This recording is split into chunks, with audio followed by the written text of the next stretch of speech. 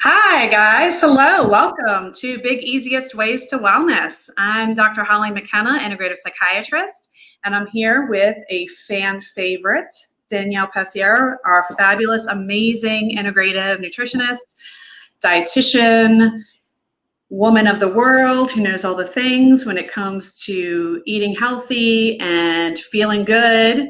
Welcome. Welcome Thank to. you. I'm not going to pretend to know all of the things, but I'm going to pretend that if I don't know them, I can find the answers. Which to me is better because then you admit that you don't know it and you're super smart and know how to find it. So I love that. So we wanted to talk today to folks about something that I hear a lot of people talking about, which is eating during the holidays, especially we were just talking before coming on live during this holiday season of pandemic 2020, all the things that are adding to our stress, a lot of uncertainty. It seems like day to day things are changing, evolving, not always in a way that feels comfortable. And so trying to move along in a way that's going to be helpful to us and help us stay in alignment with our own values and our own goals for ourselves. So we thought, why not talk about how to eat well during the season? Sorry. And I mean, the puppies, they're all for it. They're like, dudes, give us the scraps. That's why we're here. I get it. Seriously. New puppy at home. So shout out to Dodger, lover of the scraps, even if they're in my kid's hand, but that's another show. So, it's funny when I reached out to some girlfriends and some guy friends to let them know that we were talking about this today. I got a lot of jokes of, eating healthy during the holidays. Why would I do that? Oh, my doctor told me. It's so funny. My doctor just told me I needed to lose weight, but said I can wait till January. So I thought a good place to start would be like, why should we focus on this now? Why not just wait till our New Year's resolution and, try and fail then? Like, why bother now in the middle of the holiday season? What do you think? Well, I've said it before, probably on your show, and if I'm on again, I'll probably say it again. Nutrition is never neutral. It's either going to help you or it's going to hold you back. Everything you eat is going to affect how you feel and how you function. And it may not be immediately, but it will. And if you're eating poorly, it's going to compound. It's not like you eat poorly today, you feel bad later today all the time. Yes, sometimes that happens, but a lot of times it's eat poorly today, messes up the body's chemistry a little bit, leads you more likely to eat poorly tomorrow, and then it's a little bit more messed up. And then before you know it, your energy levels are floored, you're not sleeping well, your appetite is all over the place, maybe your bowels are all over the place, blood pressure's going up, you name it. I mean, those things can happen within a month's time. Yeah, and it's really a never-ending cycle, right? Because when you maybe make that initial choice to eat that half a bag of gummy bears, which I don't know, someone may have done that last night who's on this show, and I don't think it's Danielle. But if you make that choice and you kind of go along with that, and you're like, well, I already ate half the bag, I'm just going to keep eating. And then keep going, and maybe, it could even trigger a shame spiral. Like if you're really trying to do what feels like the right thing, trying to look better, feel better, make that choice. Next thing you know, you're like, well, I'm already there, so I'm going to eat this pint of ice cream. And then you just kind of keep going. And then the next day, like you said, like you're not feeling so hot. So then maybe you don't have the energy to get up and make a breakfast that might start you off in a way that would give you some energy and have you feeling good. Or you might skip breakfast altogether. Or not thinking clearly. That's too what happens. Right. You don't feel well, so you don't think well. And you don't think about what's going to make you feel good and what's going to not make you feel good. It's true. And really, even the energy level. It's funny because I'll admit it, I had the gummies last night. But part of why I did that is because I just had really low energy and I couldn't motivate myself to get up and go to the kitchen, which was like 15 feet away, if even. And, I could probably, I'm not going to spend our show doing this, but I could probably trace back to like poor choices before that led to the low energy rather than, it coming out of nowhere. And actually I do, I had a Coke, which I haven't had in ages, before that, which probably led to like a dip in my blood sugar and then feeling kind of crappy. And then, like I said, just kind of adding to it and going into that, I'm back in college and I'm going to eat like it spiral.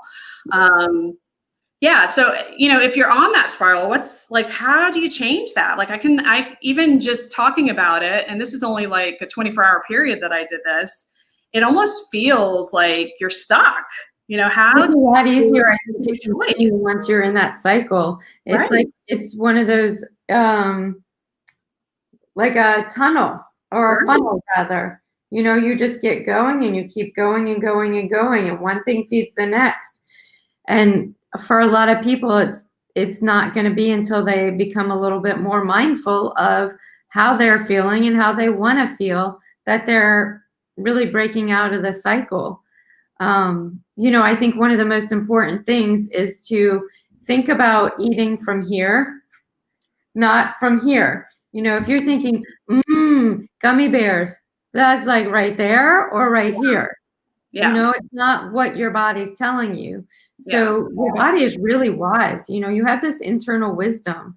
And if you check in with that internal wisdom, you're going to be guided in the right direction. And it could be scary for some people because sometimes that wisdom is going to say, you need to eat a lot today. Mm-hmm. And you may feel like a pig, but that's, sometimes our bodies need more than other times. It's not a perfect machine. It's not like everything is consistent every day. Yeah. And it's funny when you say that, because when I think about, I do practice mindfulness, and, if I am allowing myself to kind of be more in the moment and really, as you said, listen to my body.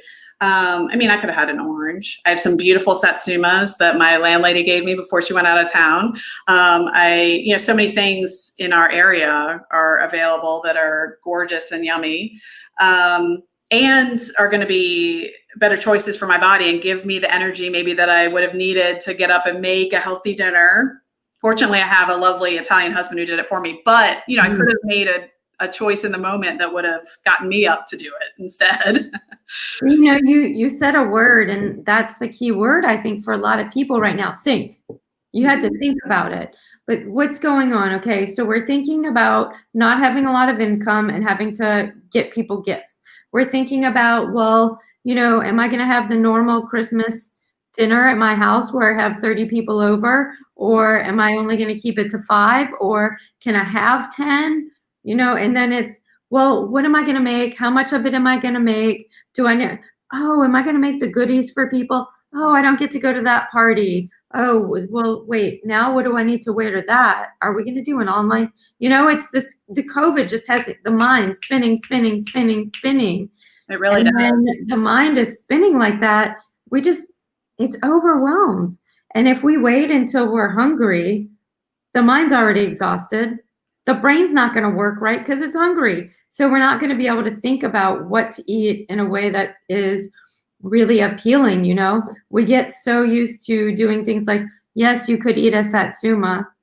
How appealing is that when you're really, really hungry? Mm-hmm. It's going to be somewhat appealing, but maybe not as appealing as the gummy bears, because those are pretty much just straight energy. That sugar just goes right into the bloodstream. True. The satsuma or the orange is going to take a little bit longer to digest and go to the liver and raise the blood sugars.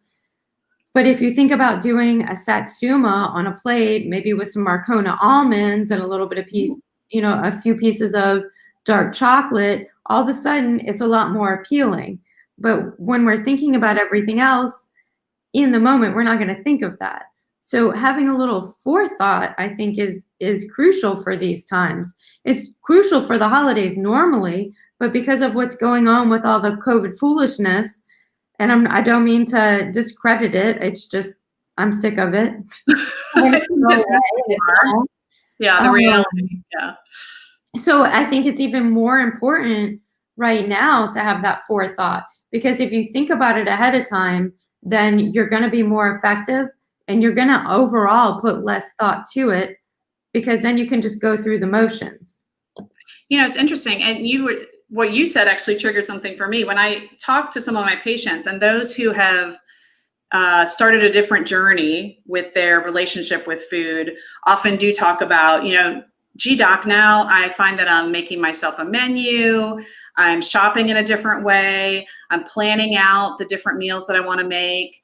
We talked before about, making meals that then we'd have leftovers that will last so that we can take those nights off when maybe we know we're going to have a busy day and feel just out of sorts, maybe because it's a day that we normally have that Christmas party and it's not happening this year. Or you're like me, a December baby, and you're like, what? No party? So like having a relaxing day for your birthday or whatever it may be, that allows for that planning that you're talking about. And that can be super fun, in a different kind of way than maybe the planning that we were doing for those big parties that we can't have.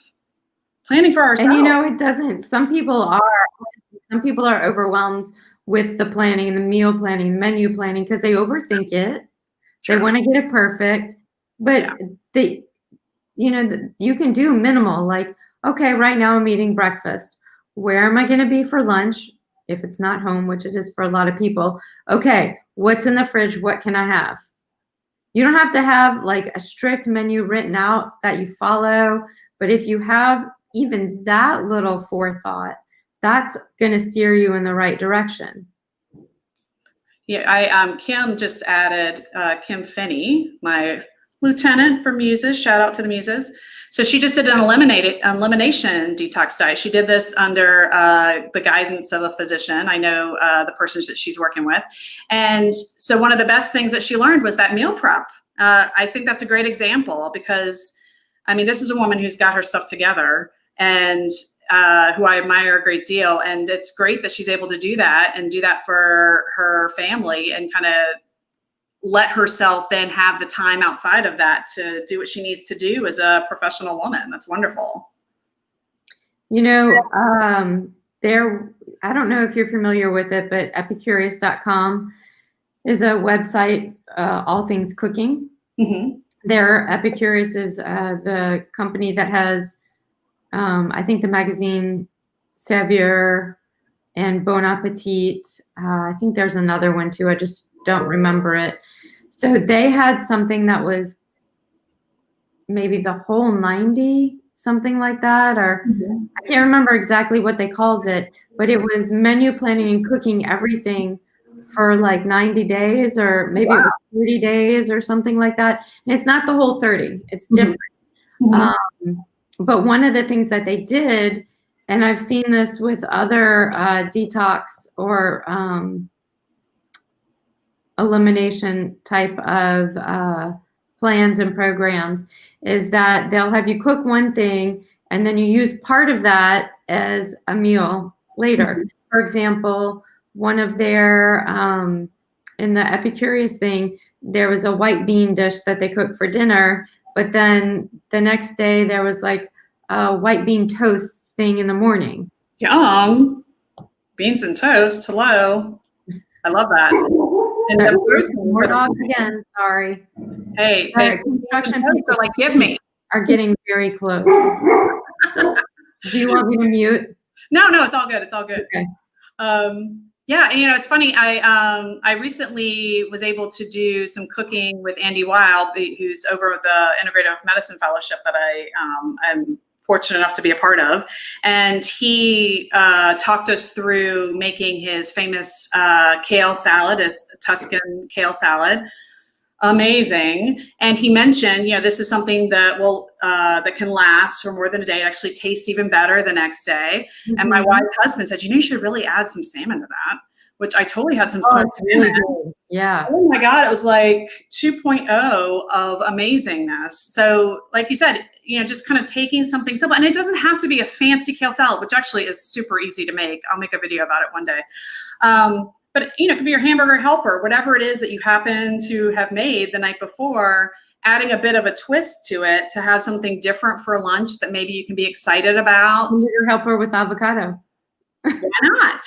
Right? I think that reminds me of like wise words of my Auntie Evelyn, who, God bless her, is 90 years old and like could swim circles around me.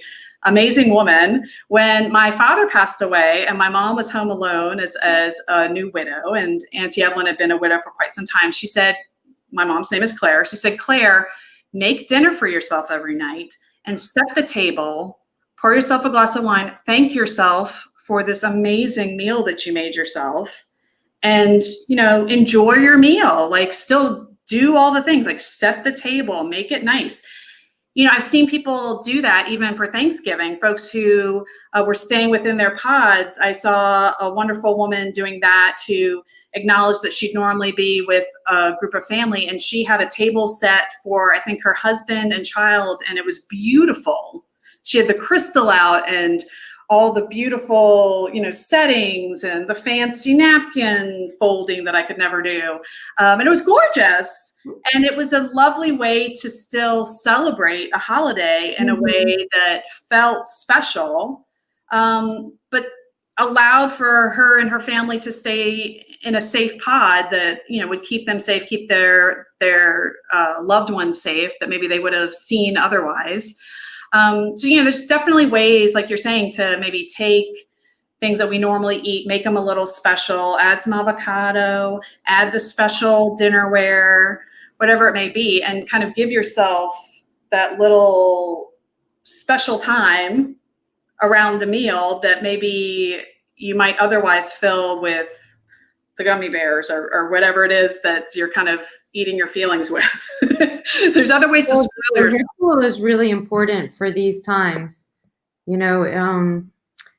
They signify oftentimes opening and closing of meals. Mm-hmm. And for a lot of people, when there's constant food around, like when people are working from home or at home more because you can't go do stuff, it's really important to have some of those opening and closing rituals too. Wonderful point. What we're struggling with right now is having constant access to food. And, I'm going to say it's definitely led me to be a little bit more munchy. But for some of those people, having that like, coffee after a meal or glass of wine before a meal, or when I have a meal, I sit down and eat with, that china and that silver. Those things can really be helpful for keeping the eating kind of contained. Yeah. And again, I love the idea of ritual because it really does create this space that has really a different type of energy around it. Mm-hmm. That I think will allow you to be more mindful, whether it be being present with the people who you're eating with, which, in a lot of ways we've gotten away from because we've become so dependent on Zoom and our kids on maybe using their phones or iPads or what have you, maybe putting all those things away, really being with the person, or even, if you are connecting with a person on Zoom, like being able to connect over a meal, really creating that space to allow yourself to be present. Or if you're on your own or even with someone, being present so you can understand when you are full and when you've had enough, and really appreciate the different tastes of what's in front of you. There's nothing, folks are, kind of doubt that. Take a piece of chocolate and really eat the piece of chocolate, if that's something you like. Like, really take some time to take a bite and taste that one bite and allow that bite to move around in your mouth and really absorb that. And you'll notice things that you've never noticed before when you're just eating the whole thing at once. And that can happen with any meal. It doesn't have to be chocolate. It can be, that beans and toast or that salad. It just really does allow for you to enjoy all the different things that are on your plate. And again, be aware of maybe when your body's done with what's on your plate. And, another thing to consider is, just like you said, your aunt told your mom, set the table, do everything for yourself and be happy that you did that for yourself. One of the things we want to remember too is to make food for ourselves that we would serve to another person. We have to make something appealing. Otherwise, we're not going to want to eat it. And that's what happens a lot of times when people are quote unquote dieting. It gets old, it gets repetitive, it gets boring because they're eating, only these many foods, or they're not making it very appealing because they're just trying to make it low calorie or low carb or low fat, whatever the flavor diet of the year is. So, you know, making sure there's a lot of color, making sure there's a lot of texture, making sure there's flavors with things like herbs and spices and, you know, really good quality ingredients. You know, you can go get your average store olive oil, or you can get a really good extra virgin olive oil, and you can taste the difference. For You sure. know, you can taste the difference immensely in a farmer's market tomato versus a regular tomato from the grocery store. Huge difference. Yeah, and the experience of going to get that tomato, or now there's a lot of ways to get them delivered because people are trying to be socially distant. And there's, I think the feeling and the energy, you know, they talk about that a lot in Ayurveda and in different cultures, the energy with the food. I feel like there's a different energy and experience with local farmed and produced food versus, you know, what you might get in the big box store. And knowing now, especially when folks are struggling, that you are helping to support your neighbor by, you know, buying their tomatoes versus getting whatever it is that you might find in the grocery store. But hey, if that's whatever it is in the grocery store is all that works in your budget right now, go for it. But if there's a way to even barter with somebody who has something that looks pretty appetizing, why not try it out? Give some support to them too. And like you said, I think it'll taste even better. And there's a lot of resources right now for getting those healthy foods. You know, you introduced me to like the imperfect foods. Yes, and there's one called Misfit Market. There's tons of CSAs and community boxes. You know, there's even a lot of people who are just growing and selling stuff on the side of the road or in neighborhoods. It's really, you know, we saw a lot of that before the pandemic, but because the outlets for so many farmers have changed, we're seeing them get a lot more creative in getting their things to other people. And then other people started gardening, and some people have gotten quite far in a little bit of time with their gardening and have begun growing a fair quantity of things too. Yeah, and that might be something to consider as well. I mean, I'm just thinking of folks with the gardens, people thinking about now it's the holiday season and they want to give things to other people. I have a lot of friends who like to bake things for friends, and you know, there's still a place for those things. There's still a way to, maybe if baking is something that brings a lot of joy in your life, or cooking for other people brings a lot of joy, you can still cook for people. And, you know, one of my good friends had a Thanksgiving with her family, socially distanced. They all made different dishes and dropped them off on each other's porches. I think one or two in the family maybe helped get everything sorted to all the different people. So they were still tasting all the things, which if you have family that's, you know, close enough that you're still trying to distance with, but you're all in a close enough area, there's a way to do that. You know, folks are maybe further away. There might be baked goods or things to send each other, or recipes you could share with each other and cook together. As I said, you know, I was able to do that with someone online. That's a super fun experience. Like, you know, you've been on Zoom now for all your meetings. Why not do Zoom in your kitchen with your family while you're making, you know, your grandmother's dish, in case your cousin knows exactly how much garlic she put in, since the dish just says put some in there, because that's what Italian people do. Yeah. That. Yeah, I mean, why not? Why not have those shared experiences in just a different kind of way, which can be super fun, and a way to make new memories that can hopefully cover up some of the ones that have been more painful this year. Yeah, you know, that idea is that you said is such a great idea, having everybody kind of potluck and do little pieces, and doing the cooking together online too. You know, I don't know if you're familiar with it, but the Culinary Institute downtown, NOCI, New Orleans Culinary and Hospitality Institute, or Institute of whatever it is, but they have classes that they're doing, I think, once a week, and it's people cooking together with a instructor online. And some of them have been pretty creative and look pretty tasty too. You can sign up for their newsletter, and I get 2 newsletters. I get one from them and one from the Culinary Institute of America. And one of them has recipes, and the other one has classes weekly, and one of them has workshops. So I get confused which is which, but there's all kinds of fun things like that. Tons of people are doing wine and food packages too now, where you get, you go buy the wine, but you get these types of foods to pair with them, or you can buy into the pairing too. Oh, I love that so much. Yeah. I mean, anything that allows you to be creative and make something special for yourself, I think is going to be helpful over the holidays, especially as we've said, with holidays that are going to be a little different than maybe what we've experienced before. There's still a way to make those things special. And there's still a way to eat things that are going to help us feel good the next day or that evening or, a week later.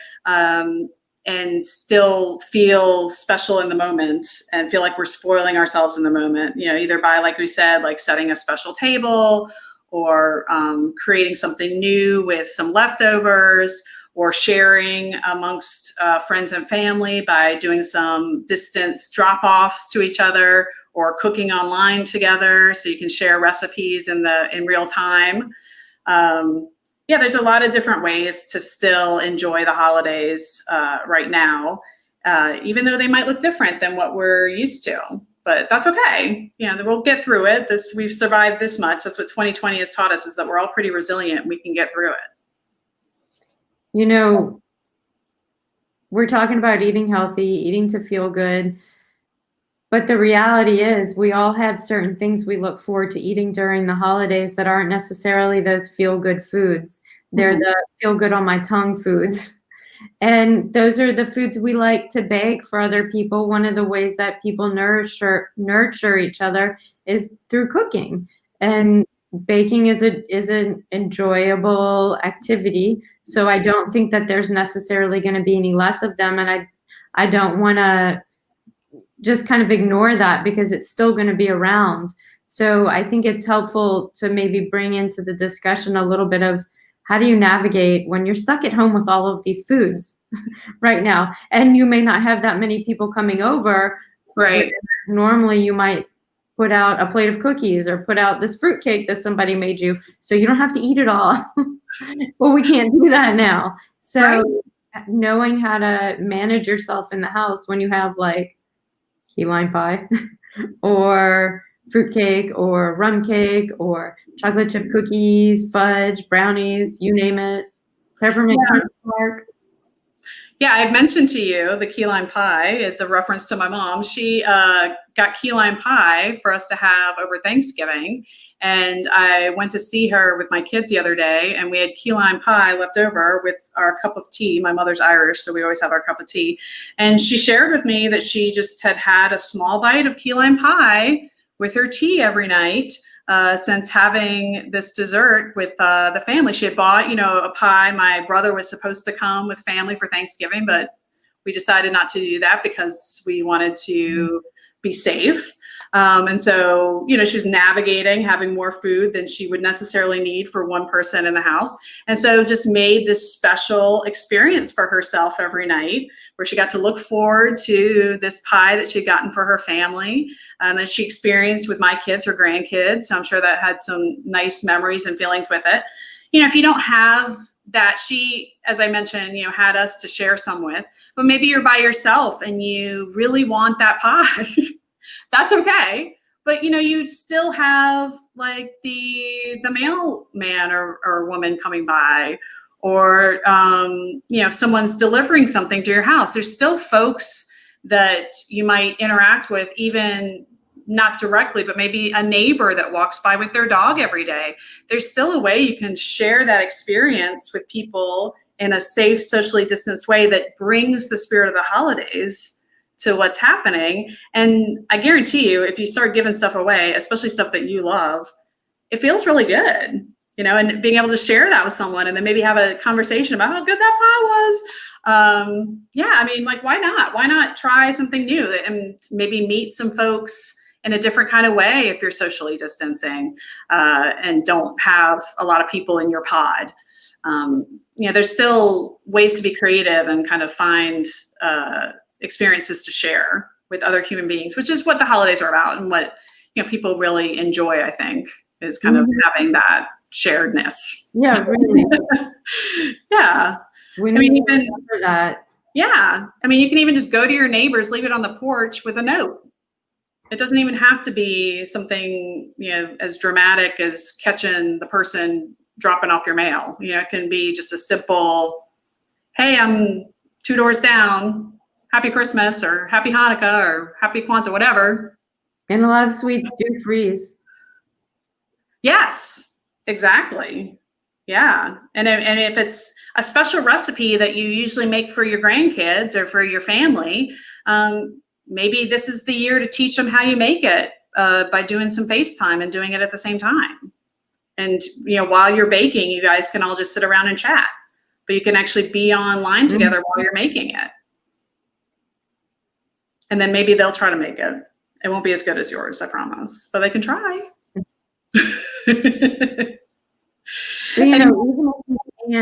Even if you can't share the foods that you're making, you can still stay safe without having to throw them away.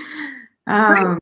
When you would normally be giving away some things, just watching your portions or going back to the whole mindful eating. When you sit down and you eat something and you pay attention to it, you'll notice that you may not need to eat as much as you maybe once did.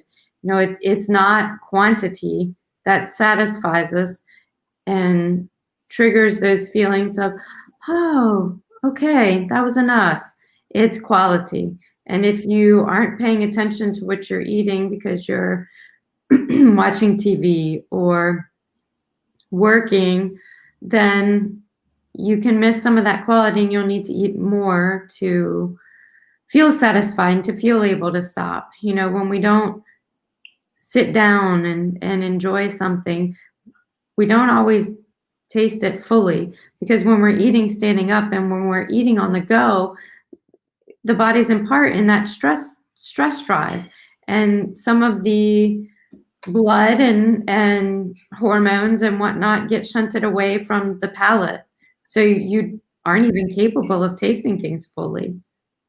Yeah, absolutely. I'm sorry, got a frog in my throat. But okay, with that, I'm gonna tune out. But how can people get in touch with you if they want to learn more and maybe explore their own health wellness goals? Well, I can definitely be emailed. It's my first name with a lowercase d, DANIELLE at 365vitality.com.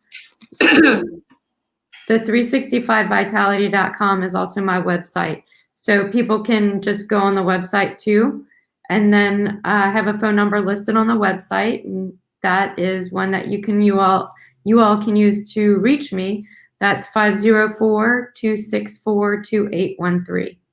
Awesome. Thank you, Danielle. If folks want if folks want to reach out to find out more about integrative psychiatry, talk to me about looking at their wellness, maybe getting an evaluation to see where they can start if they have a lot going on and are just super stressed or depressed or just having a hard time with the holidays.